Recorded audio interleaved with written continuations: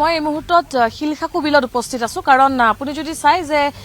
2 বৰ্ষৰ পূৰ্বে শিলখাকু বিলত যি ধৰণৰ আসলতে ইয়াত এভিকশন কৰা হৈছিল শিলখাকু বিলত গুৱাহাটীৰ বান পৰিস্থিতিৰ ওপৰত আসলতে লক্ষ্য ৰাখি এই স্থান মুকলি কৰি গুৱাহাটীত য'ত য'ত পানী হয় তাৰ পৰা পানীটো টানি এই স্থানলৈ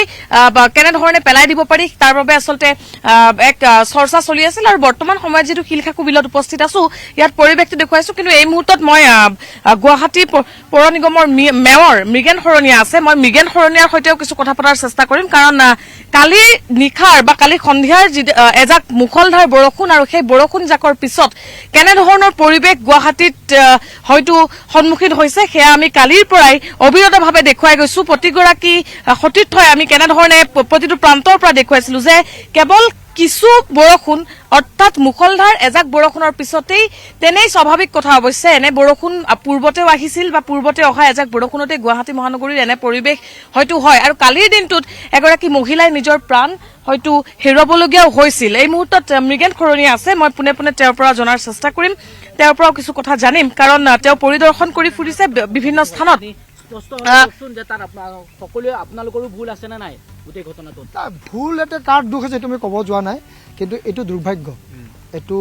মহিলাগৰাকীও তেনেধৰণৰ অঘটন ঘটিব নালাগিছিলে আৰু সেই স্লেপটো যেতিয়া তাতে কোনোবাই নাছিল বুলি কৈছে কোনোবাই আছিল পানী উটুৱাই লৈ গৈছে বৰষুণো খুব মানে প্ৰবল বৰষুণ আহিছে আৰু কামাখ্যাৰ যি পাহাৰৰ পৰা পানী বৈ আহিছে এইটো খুব স্পীডলি আহিছে তো সেইকাৰণে তেখেতকো প্ৰায় 200 মিটাৰ দূৰলৈকে ঠেলি লৈ গৈছে নলাৰ মাজে মাজে তো যিকিনো সেইটো এটা দুৰ্ভাগ্য সেনেকৈ কাম মানে নোহোৱাটো আমি বিচাৰোঁ আৰু যেন ভৱিষ্যতো নহয় তাৰ কাৰণে আমি কামনা কৰিছোঁ ইয়াৰ কাৰণে যিখিনি যাৱতীয় ব্যৱস্থা গ্ৰহণ কৰাৰ ক্ষেত্ৰত সকলো বিভাগীয় কৰ্তৃপক্ষই ইয়াৰ কাৰণে ব্যৱস্থা গ্ৰহণ কৰিব লাগে পূৰ্বে এনেকুৱা ধৰণৰ হয় যে ডাঙৰীয়া পূৰ্বেও আমি দেখিছিলো যে এনে ধৰণৰ উন্মুক্ত নলাই যথেষ্ট বিপদ হয়তো মাতি আনিছে তাৰ পিছতো বাৰে বাৰে এনেকুৱা ধৰণৰ নহয় সেইটো সেইকাৰণে আমি 2022 চনৰ পৰা যেতিয়া আমি ড্ৰেইনবিলাক বনাইছো সকলো ড্ৰেইনতে আমাৰ কাভাৰ আছে আমি সৰু য'ত য'ত দৰকাৰ আছে আৱশ্যক সৰু ড্ৰেইনত নালাগে সৰু ড্ৰেইনৰ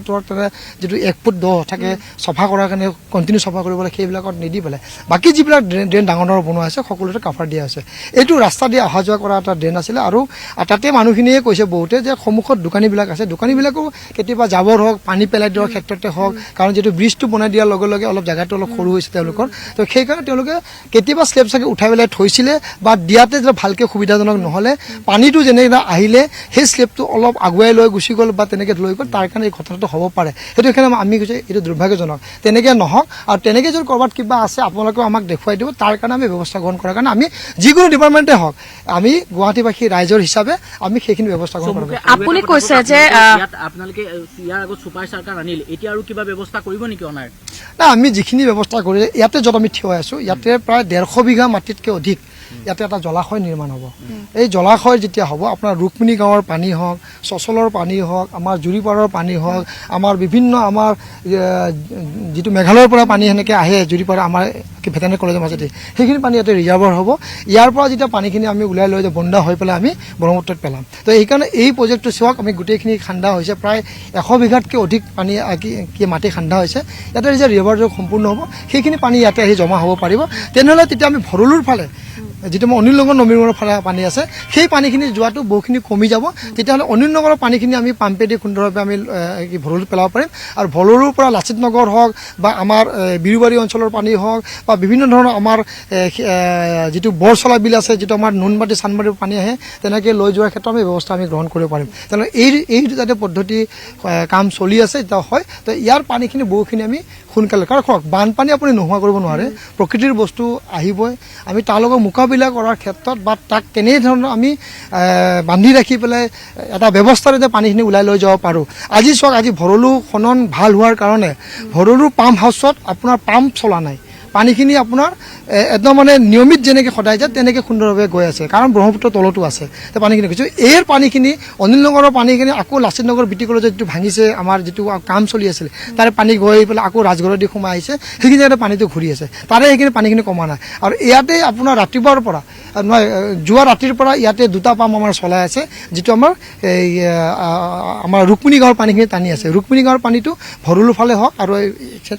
তেনেকৈ আমাৰ পিপত ড্ৰেইনেদি এটা ইয়ালৈকে আহিছে সেইকাৰণে এইটো আমি চাব আহিছোঁ যে ইয়াতে কিমান ক্লিয়াৰ আছে ইয়াতে ক্লিয়াৰ আছে ইয়াতে দ আছিল নাই বুলি কয় 6 মিটাৰতকৈ অধিক দ আছিল যোৱাকালিলৈকে এতিয়া আজিৰ ভিতৰত আপোনাৰ চাওক কিখিনি পানী হৈ গ'ল তাৰমানে পানীখিনি আহিছে আৰু পানী বহুখিনি হৈছে সেইকাৰণে পানীখিনি আমি কমাৰ কাৰণে অলপ সময় লাগিব কিন্তু এতিয়া এজাক বৰষুণ দিলে এনেধৰণৰ পৰিৱেশ আৰু প্ৰতিটো বছৰতে ধৰক এনেধৰণৰ হয় ৰাইজো অতিষ্ঠ হৈ গৈছে কৈ ৰাইজৰ আস্থা হেৰাই গৈছে ইয়াতো ক'লেতো আপোনালোকে সকলোৱে যেনে গুৱাহাটী এটা আমি মানে পৰিপাটিকে ৰখাৰ ক্ষেত্ৰত আমি ব্যৱস্থা আমি গ্ৰহণ কৰি আছোঁ যে সকলো ক্ষেত্ৰতে হওক ৰাস্তা ঘাট নিৰ্মাণ কৰাতে হওক নলা নৰ্দমা নিৰ্মাণ কৰাৰ ক্ষেত্ৰতে হওক কৃত্ৰিম বানপানীৰ ক্ষেত্ৰতে হওক যোগেদি এতিয়া আমি চৰকাৰৰ পৰা বহুখিনি পইচা আনিছোঁ আমাৰ জুৰিপাৰা ড্ৰেইনটো আমি বনাই আছোঁ য'ত আমাৰ মেঘালয় পানী আহি ডিষ্টাৰ্ব দিয়ে সেইখিনি পানী যেন ইয়ালৈকে আমি আনিব পাৰোঁ ঠিক তেনেদৰে আমাৰ বিভিন্ন ধৰণৰ দহুৱাৰ কামখিনি কৰি আছে তো সকলোখিনি কাম য'ত যেনেকৈ আৰু প্ৰতিটো পানীতে নতুন নতুন সমস্যাৰ সৃষ্টি হৈ আছে সেইকাৰণে ইয়াতে যদি আমি বেলুনৰ নিচিনা ইয়াতে যদি আমি ক্লিয়াৰ কৰোঁ তাতে এটা সেনেকৈ হৈ যায় তো সেইকাৰণে অলপ সময় লাগি আছে আৰু ইয়াতে ইয়াৰে মই আজিও কওঁ আগলৈকে ক'ম পানী আমি কমাব মানে আমি নোহোৱা কৰিব নোৱাৰোঁ পানী তুমি কণ্ট্ৰল কৰি কেনেকৈ ধৰণৰ লৈ যাব পাৰোঁ সেইদিনা আমি প্ৰথম দিনাখনলৈ কৈ আছোঁ পানীখিনি সোনকালে যেন আমি লৈ যাব পাৰোঁ তাৰ কাৰণে ব্যৱস্থা গ্ৰহণ কৰিছোঁ আজিৰ পানীখিনি যোৱা 8 ঘণ্টা 9 ঘণ্টাৰ ওপৰত আমাৰ গুৱাহাটী যিটো নলা নৰ্দমা আছে তাৰ কেপাচিটিৰ ওপৰত পানী হৈছে সেইকাৰণে অলপ সময় লাগিছে অঞ্চল আৰু নতুন নতুন অঞ্চলত প্লাবিত কৰিছে সেইখিনি পানীখিনি গৈ আছে অলপ সময় লাগিব সময় লোৱাৰ পিছত পানীখিনি ওলাই যাব চাওক এয়া আছিলে মেয়ৰ মৃগেন খৰতীয়াৰ মন্তব্য আৰু ইতিমধ্যে আপুনি যদি চাই যে গুৱাহাটী মহানগৰীৰ কেইবাটাও প্ৰান্তত এতিয়া এনেধৰণৰ এক পৰিৱেশ আৰু শিলখাকু বিল যি কাৰণত আচলতে মুকলি কৰা হৈছিল ইয়াত যিসকল লোকৰ তেওঁলোকে কৰাৰ কথা কৈছিলে সেই প্ৰজেক্টৰ কাম তেওঁলোকৰ ইতিমধ্যে আৰম্ভ হোৱা বুলি কৈছে আৰু প্ৰিয়ংকা মই আপোনাৰ পৰা জানিব বিচাৰিছো পৰিকল্পনা বহু হ'ল বছৰ বছৰ ধৰি যথেষ্ট পৰিমাণে পৰিকল্পনা হ'ল কিন্তু সেই পৰিকল্পনাৰ বাস্তৱ কাৰ্যকৰীকৰণ এই মুহূৰ্তলৈকে দেখিবলৈ পোৱা নগল যাৰ ফলশ্ৰুতিত প্ৰতিজাক বৰষুণৰ পাছতে এতিয়া মহানগৰী কেনেধৰণে জিয়াটো ভুগিবলগীয়া হৈছে এই ক্ষেত্ৰত মেয়ৰগৰাকীয়ে কি মন্তব্য আগবঢ়াব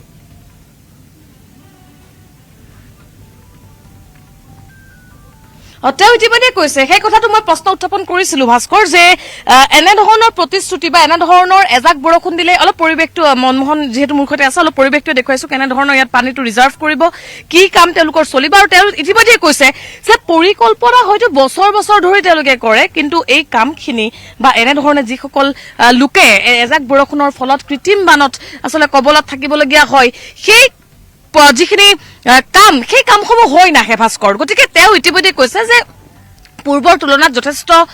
সকাহ পাবলগীয়া যি পৰিৱেশ সেই পৰিৱেশ হয়তো পূৰ্বৰ তুলনাত হোৱা বুলি তেওঁ ইতিমধ্যে মন্তব্য ব্যক্ত কৰিছে কিন্তু মন্তব্য আমি পূৰ্বেও শুনাইছিলো এতিয়াও শুনাইছো হয়তো পৰৱৰ্তী সময়তো আমি মন্তব্য শুনাব পাৰিম কাৰণ এই পৰিৱেশ যে গুৱাহাটী বানমুক্ত কেতিয়া হ'ব চৰকাৰ যাৰেই নহওক আপুনি যদি চাই যে যি চৰকাৰেই নহওক কিয় এই পৰিৱেশ নতুন নহয় যিদিনাখন গুৱাহাটী বানমুক্ত হ'ব সেয়াহে এটা নতুন খবৰ হ'ব সেয়াহে এখন নতুন ছবি হ'ব কিন্তু সেই ছবি আমি কেতিয়া দেখুৱাবলৈ পাম সেয়া হয়তো পৰৱৰ্তী সময়তহে এক লক্ষণীয় বিষয় হ'ব ভাস্কৰ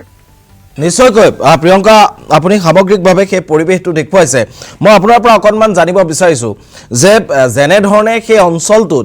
গোটেই গুৱাহাটী মহানগৰীৰ পানীসমূহ ৰখাৰ ৰিজাৰ্ভ কৰা যি পৰিকল্পনা কৰিছে তাৰ বৈজ্ঞানিকভাৱে আপুনি সমগ্ৰ দৃশ্যটো দেখুৱাইছে তাৰ বৈজ্ঞানিক ভিত্তি কেনেধৰণৰ বা তাক কি ধৰণে কেতিয়ালৈ কাৰ্যকৰীকৰণ কৰা হ'ব কেতিয়ালৈ সমস্যাটোৰ পৰা মহানগৰীকে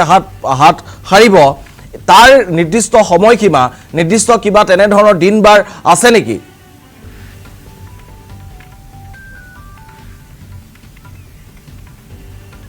নিশ্চিতভাৱে চাওক ইতিমধ্যে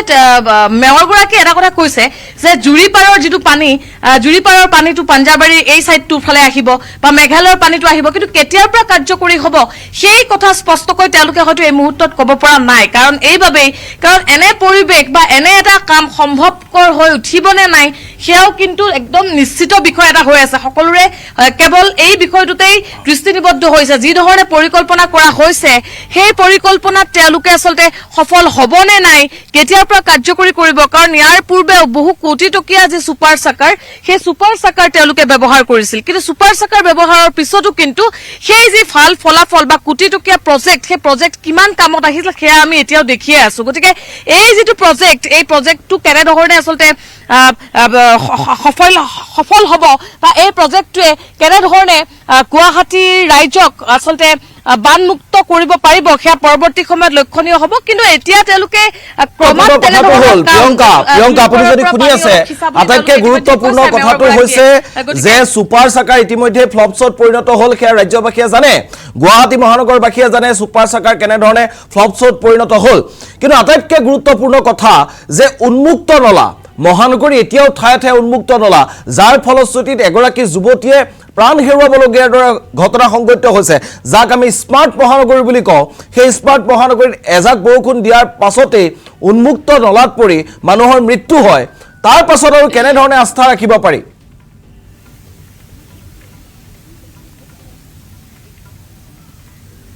সেই কথাটোৱে কৈছো যে উন্মুক্ত নলাত পৰি এয়াই প্ৰথমটো বা এয়াই শেষ নহয় এনেধৰণৰ ঘটনা সংঘটিত নহলেহে আচৰিত হ'বলগীয়া হয় কাৰণ ইয়াৰ পূৰ্বেও এগৰাকী কণমানি শিশু উন্মুক্ত নলাত পৰি প্ৰায় এটা সপ্তাহ ধৰি তেওঁক বিচাৰিবলগীয়া হৈছিল অৱশেষত তেওঁৰ মৃতদেহ উদ্ধাৰ কৰা হৈছিল কালিৰ দিনটো ঠিক একে এগৰাকী 32 বছৰীয়া মহিলা উন্মুক্ত নলাত পৰি তেওঁ মৃত্যুক খাবতিবলগীয়া হৈছিল এতিয়াও তেওঁৰ আচলতে নশ্বৰ দেহ আচলতে এই মুহূৰ্তত মৰণোত্তৰ পৰীক্ষাৰ বাবে তেওঁক মৰ্গতে ৰখা হৈছে গতিকে এই যেনে ধৰণৰ পৰিৱেশবোৰ আচলতে লাজ লগা বিষয় আৰু দুখ লগা বিষয় কাৰণ এজাক বৰষুণে যদি এটা জীৱ কাঢ়িনিবলগীয়া হয় এটা জীৱন কাঢ়িনিবলগীয়া হয় গতিকে তাৰ পৰা আপুনি বা মই কি আশা কৰিব পাৰো এনে ধৰণৰ পৰিৱেশ মই আগতে কৈছো এয়াই প্ৰথম নহয় কিন্তু এনে ধৰণৰ উন্মুক্ত নলা য'ত তেওঁলোকে কোনো ধৰণৰ বাউণ্ডাৰী দিয়া নাই ইতিমধ্যে মেয়ৰগৰাকীয়ে কৈছে যে উন্মুক্ত নলাত তেওঁলোকে ফিল আপ কৰি থোৱা আছিল কেতিয়াবা কিছুমান দোকানীয়ে তেওঁলোকে ফুটপাতত বা পদপথত যিসকলে দোকান দিয়ে সেই দোকানীসকলে উন্মুক্ত নলা তেওঁলোকে কৰে কেতিয়াবা তাৰপিছত তেওঁলোকে নিজেই কেতিয়াবা চাফা কৰিবলগীয়া হয় বা ঠাইটো যথেষ্ট ঠেক হোৱাৰ বাবেও তেওঁলোকে কিছু অসুবিধা পায় বুলি কয় গতিকে এনে সময়ত বিভিন্ন কথা আপুনি হয়তো বিভাগীয় কৰ্তৃপক্ষৰ পৰা শুনিব পাব কিন্তু এই বিষয়বোৰ বা এই কথাবোৰৰ আসলতে প্ৰতিকাৰ কেতিয়া হ'ব